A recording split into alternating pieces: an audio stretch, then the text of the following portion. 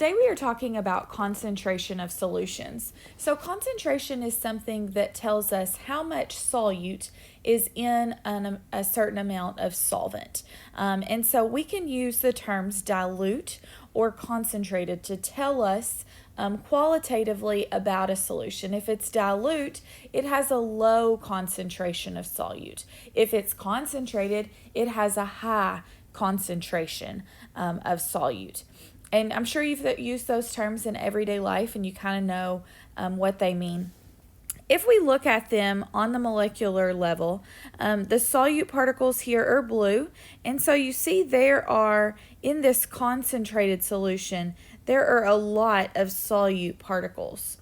Versus over here, the solute particles are much fewer, and that's in a dilute solution. What you'll also know is that notice in the concentrated solution, it appears a little bit darker, versus in a dilute solution, it appears a little bit lighter.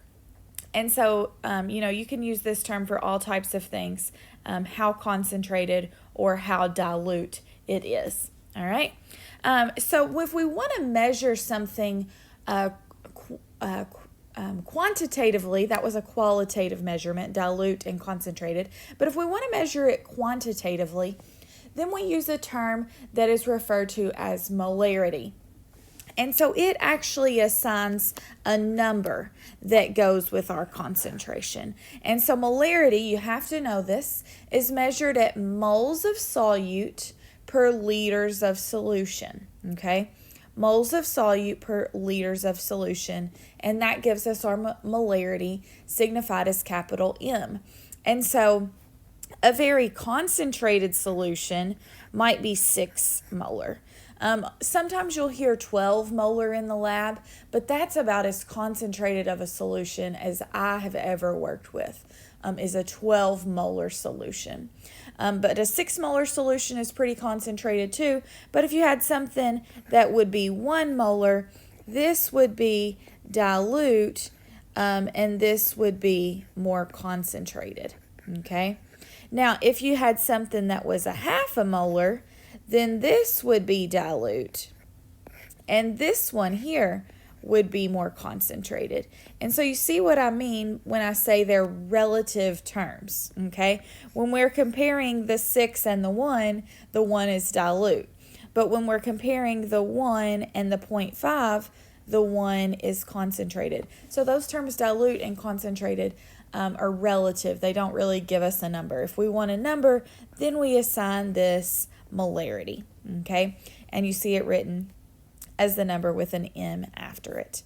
So when we're going to prepare a 1 molar solution, this walks us through how to prepare a 1 molar solution of, hopefully you can name that, that's sodium hydroxide. So sodium hydroxide is a strong base. We haven't really talked about that, what it means, but a base is opposite of an acid, so it has a high pH. And so if you want to prepare a 1 molar concentration, what you have to do is you have to add 1 mole of sodium hydroxide to 1 liter of water, okay? Or to a 1 liter total volume, I guess I should say. So what we're going to do is we are going to fill a flask halfway with water, okay? And then you're going to add 1 mole of sodium hydroxide. Well, it tells us here that that is 40 grams. Well, how did they know that? Well, if you add up the molar mass that you get off the periodic table, remember that unit is grams per mole, okay? So oxygen is 16, hydrogen is 1, and sodium is 23, I think.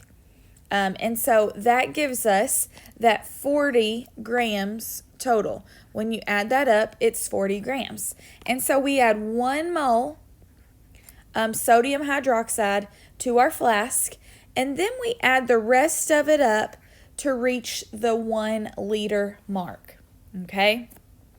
Now, what you don't do, notice what they didn't do, was add a liter of water and then dump in 40 grams of sodium hydroxide, okay?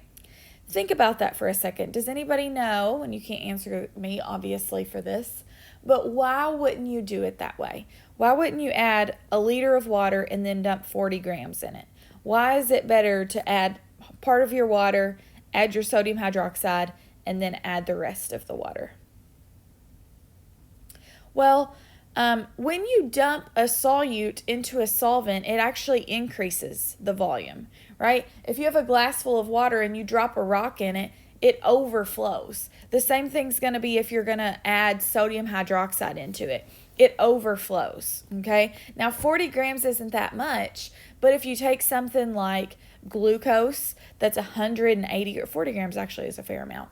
But if you take something that's glucose and it's 180 grams for 1 mole of it, then when you add that to, it's going to raise the volume drastically. So that's why you always fill it half up, add in your solute particle, and then add the rest, and then mix it or stir it up, okay? Now, in the lab, we have several different preparation tools, okay? One of them, which is shown here, is a volumetric flask. Now, I only have one volumetric flask in my classroom, so none of y'all have ever used that. Probably don't even know what it is. But it's a flask that has a really long stem on it, and it doesn't have any markings on it, but one marking right here halfway up the stem. And so it is a very precise measuring tool. If you need your solution to be exactly 1 molar, then you would use a volumetric flask, okay? Now, a regular flask, which is the one that kind of has this shape, that is not as precise. Or a graduated cylinder, y'all know what, a beaker. Y'all know what a beaker is. Those are not as precise as a volumetric flask, okay? They're going to be less precise than a volumetric flask, also less precise than a graduated cylinder. A graduated cylinder would be more precise than a beaker or a flask, but not as precise as a volumetric flask, okay? So depending on how specific you need it to be, then that determines the tool that you will use when you prepare it, okay? But let's take a look at how we would calculate how to make a certain solution. So this problem says, calculate the molarity when 2 moles of glucose is dissolved in 5 liters of solution, okay? So 2 moles of glucose, we have to first know, and I should have written this here, glucose is C6H12O6. So we have to, you don't really actually need to know that here though. 2 moles per 5 liters. And that's going to give us our molarity. So what we have to do is divide that out, 2 divided by 5. And that would give us a 0.4 molar solution of glucose. Okay? Remember, just as our formula showed us over here, we have moles of solute over liters of solution. We have our moles of glucose over our liters of solution. Okay, so that would be a 0.4 molar solution. Here's one for you to try. Okay, pause me and try this one. Okay, so these two problems were a little bit tricky, so you can do lots of different things with these calculations. So let's look at the first one together. A saline solution contains 0.90 grams of NaCl in 100 milliliters of solution. What is the molarity of the solution? Well, I told you first that to find molarity is moles per liter, okay? We have grams and milliliters. So we have to get that to moles and liters. So we can get to liters pretty easily here. Just move that decimal place 3 to the left, and it's going to be 0.1 liters, okay, which I end up putting down here on the bottom. But we also have to get from this grams of NaCl to moles of NaCl. And so I have to do a little bit of conversion here, use a little bit of our stoichiometry and dimensional analysis. So 0.90 grams of NaCl, in 0.90 grams of in 1 mole of NaCl, there's 58 grams. So all I did is added up the molar mass of NaCl on the periodic table, and I got 58 grams. You may have had 58.4 or something pretty close to that, though. So in 1 mole. So our total mole there was 0.016 moles, okay, which I plugged in right here. So then when I put that 0.016 moles over 0.1 liters, that told me that this was a 0.16 molar solution, okay? So that's a pretty dilute solution. Let's take a look at this next one at the bottom. How many moles of solute are present in 1.5 liters of 0.24 molar sodium sulfate? Okay, so what do I have to do here? It tells me that it's 0.24 molar, so I put that in. We know there's 1.5 liters, so I put that here, but we don't know how many moles, so I put that as X. That's what I'm solving for. So when I cross multiply, 0.24 times 1.5 is essentially going to be equal to X. So that gives me 0.36 moles. Okay, so those are both kind of slightly different types of problems than what was asked there in the class practice. Okay, now let's look at one other problem type. Sometimes in solutions, we have to make a dilution. So in my lab in the back, I have certain stock solutions or certain standard molarities that are available, but sometimes I'll need a different solution. So maybe, for example, I have a 2 molar hydrochloric acid in the back, but I need to dilute that to make a 0.2 molar hydrochloric acid. And so how do I do that? Well, when we do a dilution, you use the formula M1 times V1 equals M2 times V2. So this is molarity, volume, okay? Now, for this one, you can use milliliters, you can use liters, you can use whatever unit for volume you want, as long as both volumes are the same. So as long as V1 is in the same unit as V2. So you can't use milliliters for one and liters for the other, okay? So 1 represents the initial or stock solution that you have. And this is the new solution, the one that you are trying to make, okay? That's what we're doing there with the 2's. So let's look at a practice problem here. How many milliliters of stock solution of 0.4 molar Ki would you need to prepare 250 milliliters of 0.760 molar Ki? Okay, so this is what I have. That's my stock solution. So that's going to be let me write my formula out here. That is going to be my M1, okay? This is what I'm trying to prepare. So that's my M2. I need this much of it.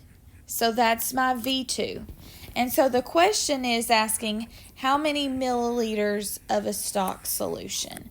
So that's my V1. That's what I don't know, okay?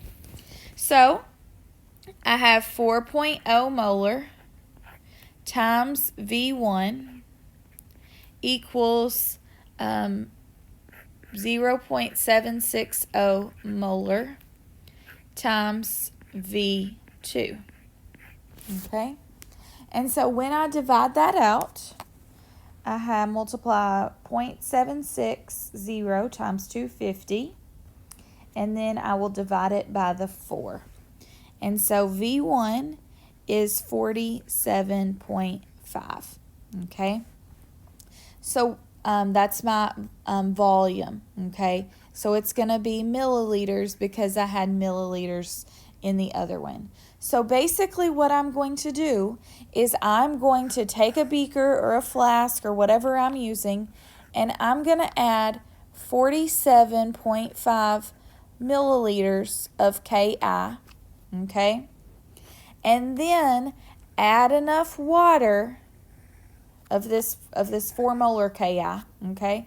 And then add enough water to bring that level up to 250 milliliters, okay? That's how you would make that solution. But I need 47.5 milliliters of 4 molar Ki to make that, okay? Let's look at the next one. Stacy is conducting a lab experiment and she needs 100 milliliters of 0.4 molar magnesium sulfate. She checks the chemistry stockroom and finds a stock solution of 2 molar magnesium sulfate. How can she make the solution that she needs? Okay, so again, we're going to use our same formula. M1V1 equals M2V2. So she needs this, so that's going to be volume 2, and at this molarity, so that's molarity 2. Her stock solution is here, M1, and so we are trying to find V1, okay? And usually that's what we try to find in these. V1 is essentially what we pretty much always are searching for, because we know our molarity that we have, we know what we need to make, and how much of it that we need to make. So we're pretty much always searching for V1 here. So 2 molar times V1 equals 100 milliliters times 0.4 molar, okay? So I'm going to multiply 100 times 0.4, that gives me 40, and then I'll divide it by 2. And so that tells me that my V1 is 20 milliliters, okay? So she will add 20 milliliters of magnesium sulfate and then add water to a total volume of 100. Okay? And that's how you would do that. All right, so I've got just one there for you to try. So go ahead and try that one, and then you can pause me and check your work. So for this one, you should have gotten 50 milliliters for your answer. So you're going to add 50 milliliters of 1 molar NaCl, and then add water up to a total of 250 milliliters, okay? So that is how you work those problems. Okay, if you have any questions, let me know. You have a few to practice for your assignment today, and you all have a great day.